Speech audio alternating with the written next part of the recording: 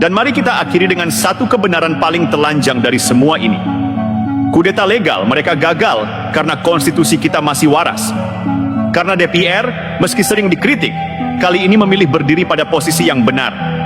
Menolak kegilaan, menolak fitnah, menolak dijadikan alat oleh mereka yang ingin memutar balik sejarah dengan tangan yang sudah gemetar. Kalau DPR saja tak sudi membacanya, lalu siapa yang mau mengakuinya? Kalau suratmu hanya berisi dendam, jangan heran kalau dibuang tanpa dibaca.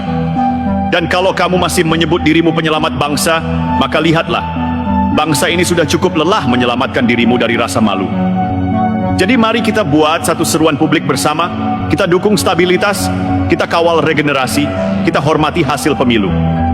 Dan yang paling penting, kita tolak elit tua yang merusak dari balik layar. Karena jika bangsa ini ingin maju, maka kita harus meninggalkan masa lalu yang selalu ingin menyeret kita kembali ke titik nol, ke zaman ketika demokrasi ditentukan oleh bisikan, bukan oleh suara rakyat.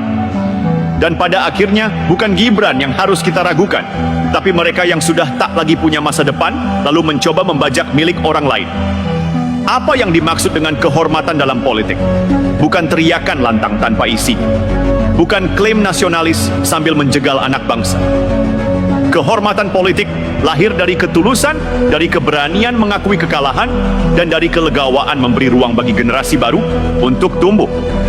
Tapi sayangnya, bagi sebagian purnawirawan yang kini mendadak jadi politisi dadakan, kehormatan itu gugur bersamaan dengan ditolaknya surat mereka oleh DPR RI. Mereka mengetuk pintu demokrasi dengan tangan penuh dendam, lalu kaget saat tak ada yang membukakan. Mereka mengira semua masih tunduk pada suara masa lalu, padahal suara rakyat hari ini jauh lebih nyaring dan jernih. Dan kini, saat naskah pemaksulan itu lenyap tanpa jejak dalam paripurna, yang tertinggal bukan hanya kekalahan, tapi pengakuan diam-diam bahwa mereka tak lagi punya pengaruh.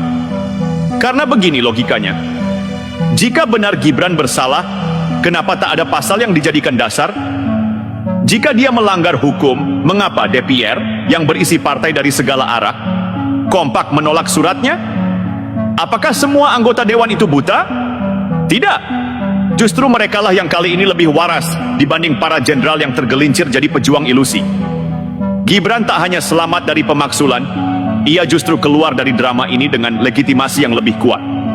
Ia kini tak hanya wakil presiden secara konstitusional, tapi juga simbol dari generasi baru yang berhasil menahan gempuran fitnah, tetap bekerja, dan membuktikan bahwa jabatan bukan cuma soal warisan atau senioritas, tapi soal tanggung jawab dan pembuktian. Dan di sisi lain, para pengusul pemaksulan dengan segala kehormatan yang dulu melekat di seragamnya harus menanggung beban baru. Beban sebagai elit yang tak bisa menerima kenyataan dan nekat mengusik sistem yang tidak lagi bisa mereka kontrol. Jadi marilah kita akhiri kisah memalukan ini dengan satu pelajaran bersama.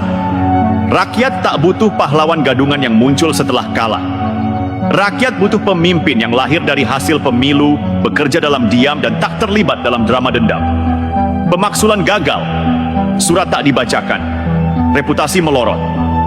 Dan publik kini tahu siapa yang benar-benar bekerja untuk bangsa dan siapa yang hanya bekerja untuk ego.